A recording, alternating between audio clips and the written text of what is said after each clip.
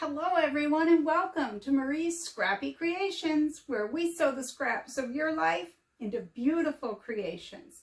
This week is something that we've actually already made. Back when my channel was brand new, about 2.5 years ago, we made this project, okay? But I was making one and I thought, you know what, it's gonna be different, so I'm gonna make a video about it. So these are fabric boxes. Now we can call them fabric boxes for two different reasons. One, they're made of fabric, but number two is they're perfect for storing fabric. You see how that lays in there? These are fat quarters, but also if you wanted to place some pre-cut 5-inch squares or maybe even jelly rolls stacked in there. But that's not all, because you could leave them in your dining room, maybe themed for that room. They look good on the kitchen counter. You could use them in any room for any number of projects. But because I used the appliqué today and I changed up the fusible that I used, I thought, you know what, I'm going to film it and show everyone what I did. So I will link the previous video up in here somewhere, as well as in the description box, so that you can find it. These are fun, they're quick, they make a great gift, and as I said, they can go in any room of the house for any number of reasons. So let's go give this a try. I know you'll love making it. I know you have scraps, because scrap fusibles and scrap fabric, win, yeah. Let's go do this. Okay, let's take a look at what we're going to need today. You're definitely going to need a 1/4-inch foot, and you'll either need an all-purpose foot or an open toe foot, whichever you prefer or whichever you have. You're going to need pins or clips. If you're using the appliqué like I'm doing, I'm using Heat and Bond Lite. There is a difference between this purple package and the red package. The red package you can't sew through. It's Heat and Bond Heavy or something like that. So I'm using Heat and Bond Light, and there are other ways to applique. This is just what I'm using. Of course, you'll need your scissors, your rotary cutter. You'll need your acrylic ruler. You're going to need an iron. Woo-hoo. All right, what else will you need? You'll need something to mark. You can use a quilting marker, anything like that that you want to use. Now, these are the fabric pieces that we're going to use. You're going to need 2 for your outer, and they measure 8 inches by 12.5. Okay, so 2 at 8 inches by 12.5 for your outer. 2 at the same measurement, 8 by 12.5 for your lining. Okay, then you're going to need some SF101 or a lighter to mid-weight fusible interfacing, and I have these just 1/4 inch difference, so they are 7 3/4 by 12 1/4.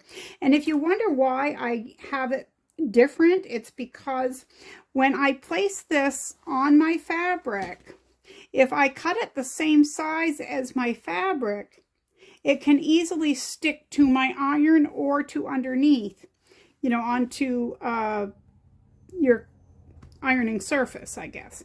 So this way it gives me about 1/8 of an inch all the way around, and I can place that on there evenly. That's why I have the cuts like that, but you do whatever you're comfortable with. So you need 2 pieces of SF101 or a similar weight cut at 7 3/4 by 12 1/4. And as always, all these will be listed below, everything, measurements. I am using Pellon 987, which is a fusible. I'm going to use these on my outer. These also measure 7 3/4 by 12 1/4. So I have made these boxes before, a tutorial before, but I didn't applique on them, and I was getting ready to do something like that today, and I thought, you know what, I'm going to film this because it's just another aspect. So I saw that I had these little scraps, and I thought they went really well with that fabric. So I thought I'm going to applique, which is where the Heat and Bond Lite comes in, because that's what I like to use. So in just a moment, I'll show you how to do that, but we will put the Heat and Bond Lite onto the back side of the fabric in behind whatever I'm going to applique.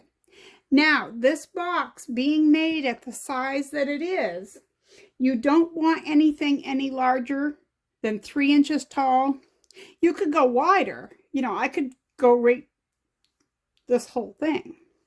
But because of the size of the box in height, I don't want it any larger than 3 inches, okay?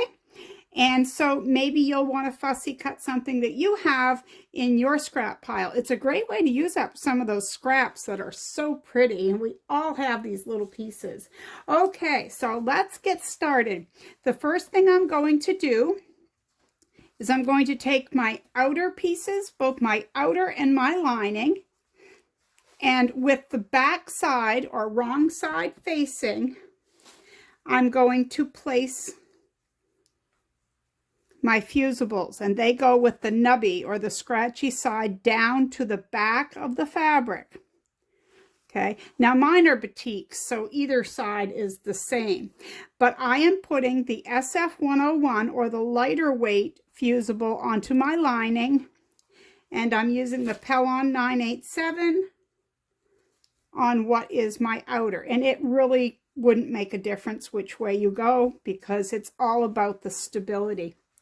And the last time I made these, I just simply used the SF101. Okay, so just use what you have on hand.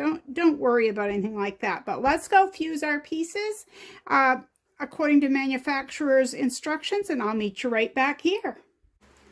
Right, I have all 4 pieces, so that's my lining and my outer pieces are all fused. The next part is super simple. From the outer, not from your interfacing or anything, you're going to measure 2.5 inches. So you're going to make a square measuring from your outer parts. And you're going to mark that. And you're going to do it on the 2 bottom corners. So if you're working with directional fabric, these marks go along the bottom.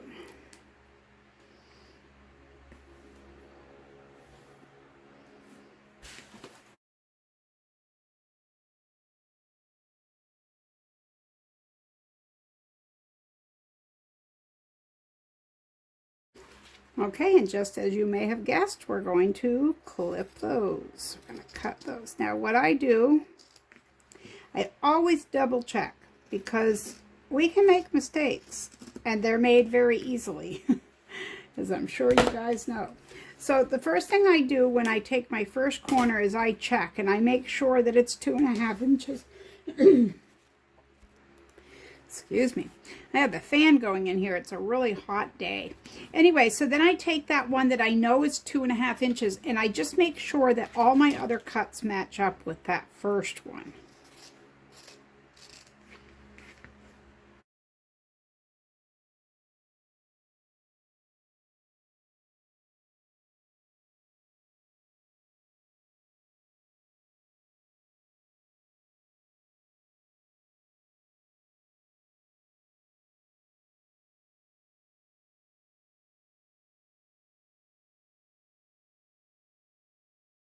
Now you're going to need your pins or your clips, whichever you're using. Take both sets and place them right sides together. Right now we're just going to deal with the bottom, okay? So put everything so it matches. Pin or clip them in place.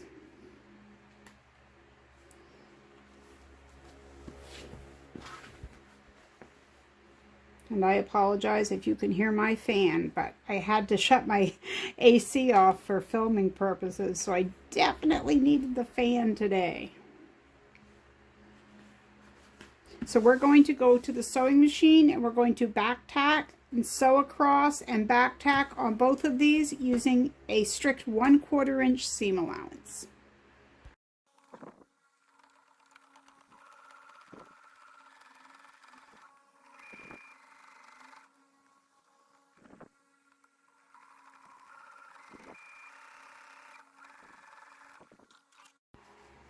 All right, these are all sewn. Excuse my double, this is my homemade ironing board or small ironing board, and this is what my wool pressing mat, and I just don't want the heat going down through to my cutting mat. Okay, so what I'm going to do here is open this seam and give it a press. I guess I should have clipped my threads.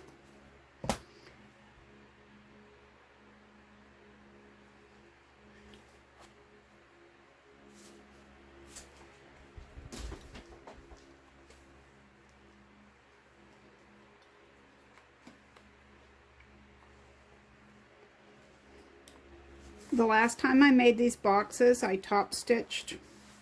It's really not necessary to do it, but if you want to, you're going to top stitch 1/8 of an inch from either seam. I'm going to skip that part this time.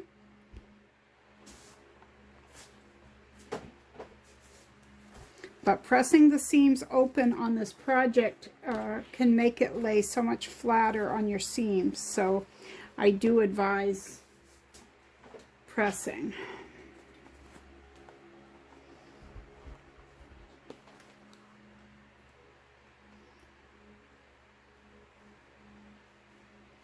Just open that seam.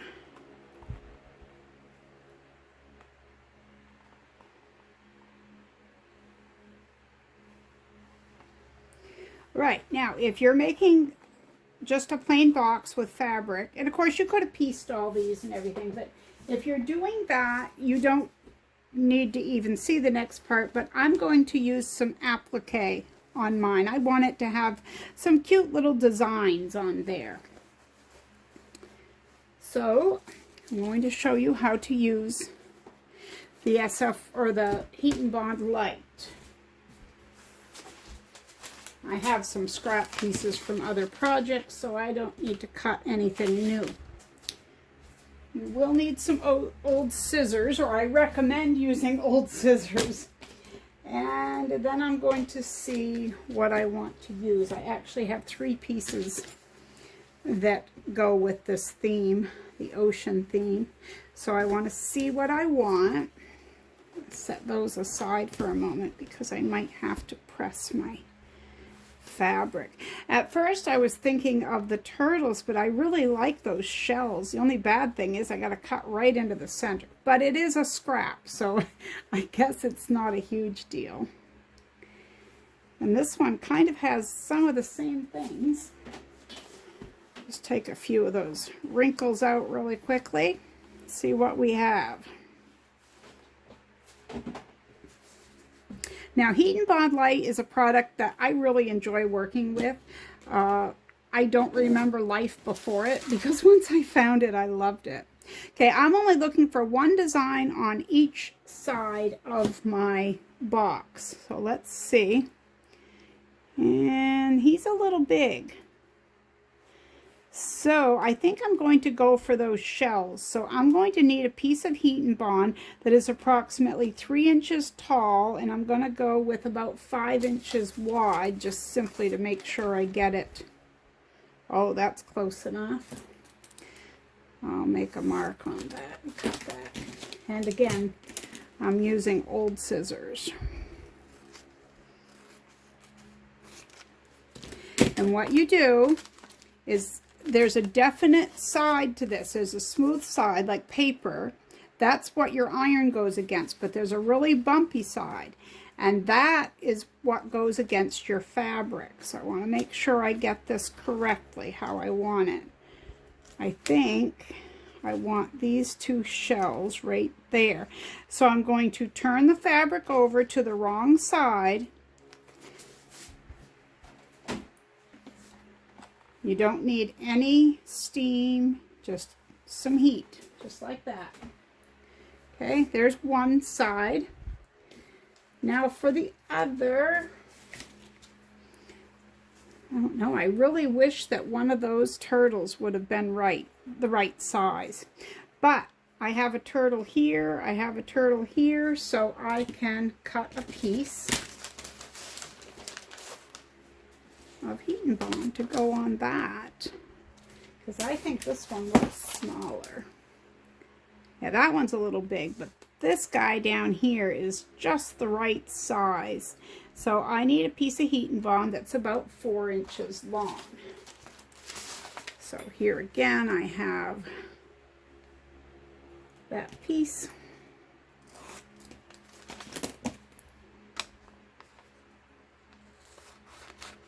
So just to repeat, the bumpy side of the heat and bond against the back side underneath your fussy cut piece that you're going to applique.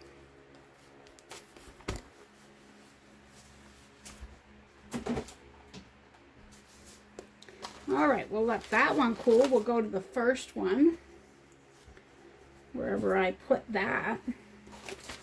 Did someone walk off with that? I'm teasing. Okay. So the first thing I'm going to do is cut out my piece that has the heat and bond on it. I'm going to keep the other pieces because I really like that turtle. And given a different project, like a notebook cover, I could applique one of those turtles or both of them.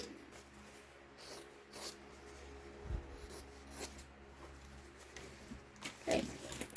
So this is all going to be just like an iron-on. So you can go, maybe you have a clear lid, you have a certain shape like a circle or something, but I'm just going to freehand it.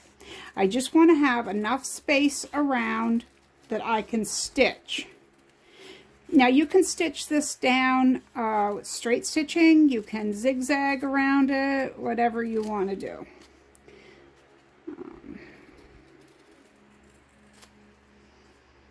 Going to leave it like that. Let's go to the second one.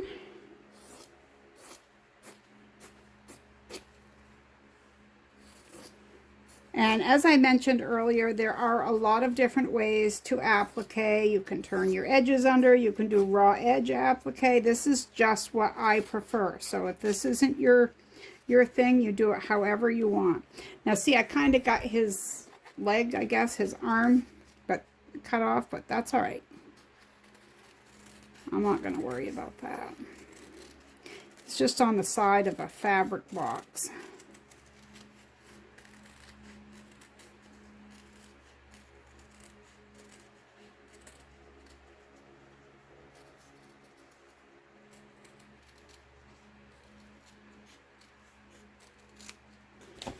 All right. So I still have the iron warmed up, and this green piece is my outer. I'm going to find the center. All right, so I fold that in half to find my center, and you could mark it. I'm just going to pin mine. It's going to be close enough. I have that fold all the way down. I'm going to do the same thing here. I probably don't even need that pin. I think that line will suffice. Now, this has a folded top on this box, so I need to come down about 2 1/4 inches from the top, or roughly there about, before I place my applique, which isn't cut very great.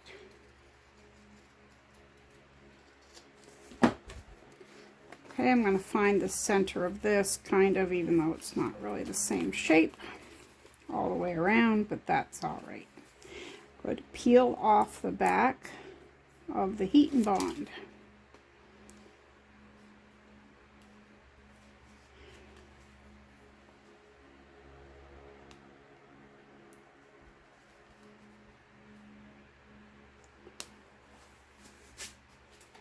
Take the iron and press.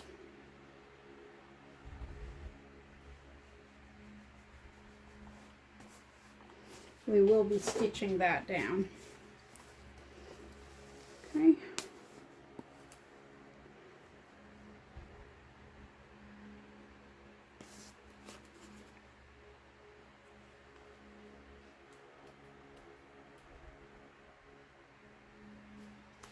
Oh goodness. Okay.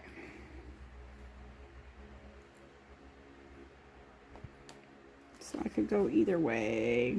I don't know which way to go with this shell. Okay, this to me looks better, but I guess it probably doesn't matter. Close enough.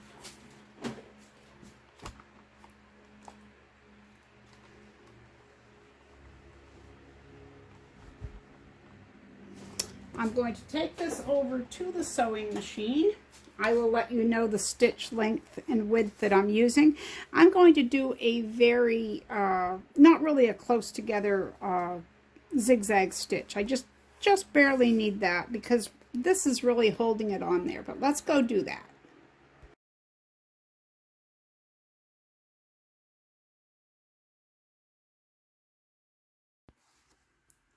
Okay, so I'm going to start with a very short stitch length, like a 1.8. And anyone who's been watching me for a while knows that when I do things like this that are going to show, I always pull my bobbin thread up just so it doesn't have a chance of nesting. Back, two forward. Now I'm going to switch it to my zigzag. To the settings I showed you earlier, and I'm keeping the center mark right directly on the edge. I want to make sure, well actually it's just my center mark of my foot is just barely here. I want that side of that zigzag to just go off the edge. And when you have to turn anything like this to adjust, make sure your needle is on the right side of this, okay, over on this side instead of here.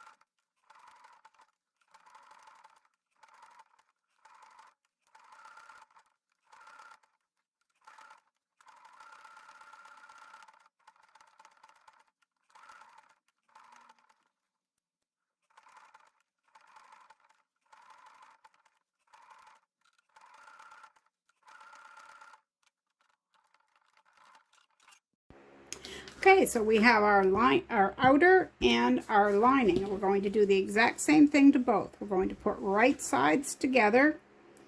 We're going to pin or clip, making sure to match your sides. Make sure everything is lined up evenly as it should be.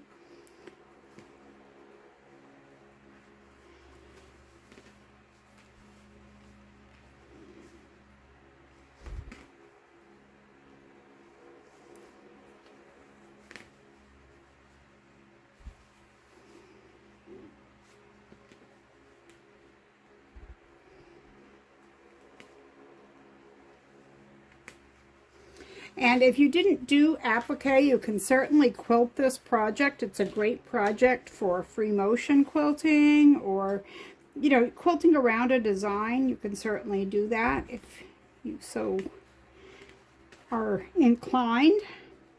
As I always like to say, it is your project and you should put your own stamp on it. Make it your own, for sure. We don't want everyone's to look like everyone else's. Has to look like something you made, right? Okay, now I'm not going to take you with me this time. It's pretty self-explanatory. We're going to back tack, sew, back tack along all four sides. Okay, 1/4 inch seam allowance. I'm using a 2.5 millimeter stitch length, and I'll be right back. Okay. I stitched the sides, I pressed my seams open just like I did on the bottom. Now we're going to do this. We're going to match our bottom seam with our side seam, pin or clip in place. I'm going to do this to all 4.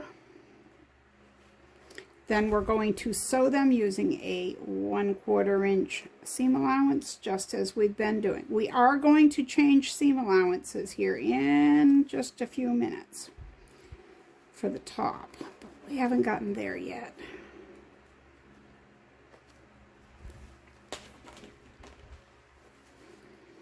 Now, if you don't press your seams flat, if you turn or press them to one side, that's fine. Just make sure that you put them, you know, one going one way, one the other, so that everything is nice and neat.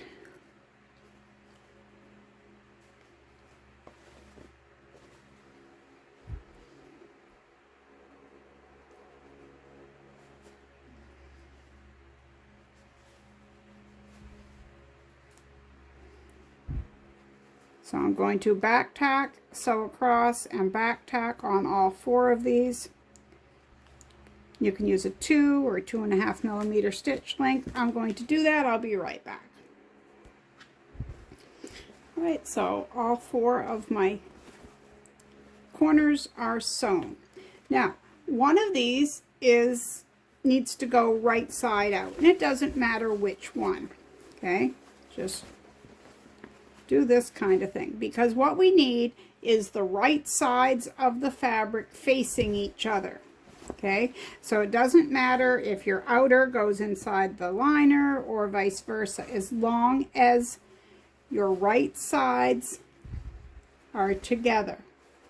So starting at your side seam, we're going to pin or clip.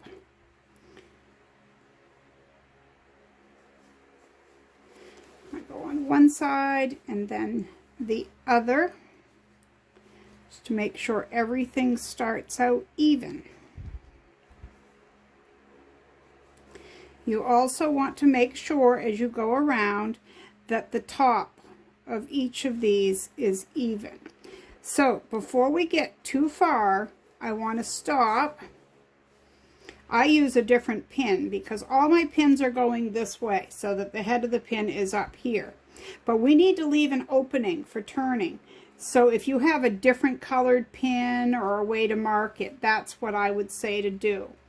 I'm going to use one of my cute little bird pins that I just recently got. I guess I could have chosen one that was a little sharper. I think that's the one I got caught in my machine. Anyway, you're going to leave an opening 3 to 4 inches. Find another colored one. And just put a pin, because we're not going to sew in between here when we go around. So continue going around with pins. They don't need to be really close together. You just need everything to stay where you want it. Now, when I go to stitch around, I can tell you that you can either use a 3/8 or 1/2 inch seam allowance, but I wouldn't choose a 1/4 inch if I were you, because we're leaving that open, so we're going to need to fold that down, press it, and sew up that opening from the top. So I'm going to use a 1/2 inch seam allowance personally, and that's what I'd recommend, but at the very least a 3/8 inch. Okay, so I'm going to take this over to the machine. I'm going to back tack, stitch around, and back tack, and I usually go back and forth a few times when I'm going to be flipping something out through. So again, make sure you leave a 3 to 4 inch opening at the top, back tack a few times, and use a 1/2 inch seam allowance. All right, sewn around, left our opening. Now we're going to pull the whatever the center one is out. This next part is optional. It's something that I do with all my bags or anything like this. Have you ever made one of these kind of things and you reach inside and your lining falls out? Well, this will fix it so it won't. Guess I should have shown that a little better for those of you who may not have seen my bag videos. So this is what it looks like on both sides. Straighten that out. So you've got your seams, okay? You're just going to place your seams together. And you really don't need to pin it all that much because I'm just going to take a little bit of sewing and tack it right there. So then you come over here and you fold the same thing. Before I take it over to sew, I'll show you where I'm going to do the stitches. So between where your seam is right there, where you can see your stitching, and the edge about halfway over, just sew back and forth. You can sew just across that seam, okay, on both sides. So just go back and forth 3 or 4 times right there. That just keeps your lining in place so that it doesn't move. So I'm going to go put those stitches in there and I'll be right back. Okay, so see, I just stitched right here on both. So now we're going to find our opening that we left in the top. We're going to bring this so everything fits in through there, right side out. We're going to need our iron for just a moment more to press the top, but we're so close to done. So the first thing you want to do is poke your corners. Now you could use a point turner if you want, or you can just poke your finger in there and straighten your corners.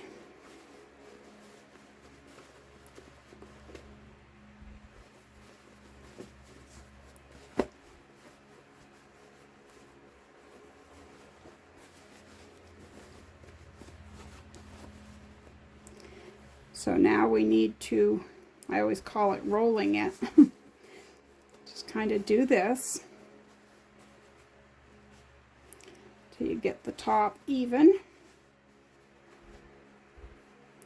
I'm going to go over to the iron and I'm going to press it from both sides, from the front and from the lining side.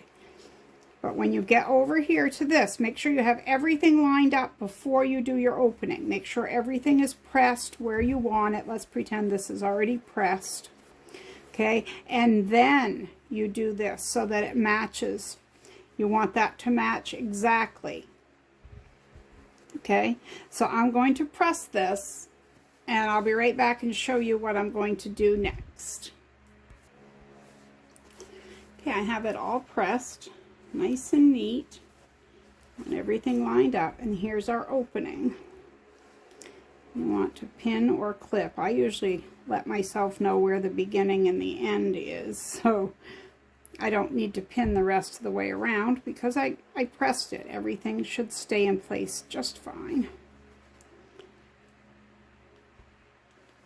But now I'm going to take it over to the sewing machine and I'm going to sew it using a 1/8 inch seam allowance, okay? I'm going to take you with me. I mentioned something a few tutorials ago and I had some feedback on that, so I want to go over it. And that is, when you're using the 1/4 inch foot like this, this side of it, on this side, it's so hard to show you. On the left side is 1/8 inch. This side is 1/4, this side is 1/8 inch. So you want to make sure that when you're sewing and you want a 1/8 inch seam, that you have this lined up in this direction instead of the other way around. It's much easier. So I'll take you with me, we'll stitch that, and then we're going to be done. Okay, so this is going to be awkward for me because I'm not used to stitching from this side, but I'm also going to start at one of the side seams. So I'm going to move my thread out of my way. This just isn't the normal way that I sew day in, day out. I only use this method every once in a while when I'm top stitching. So I'm going to pull up my bobbin thread. Place both of them behind. I'm using a 3mm stitch length. You can use whatever you want. tacked one stitch. I'm going to keep this 1/8 inch edge right against the edge of my fabric.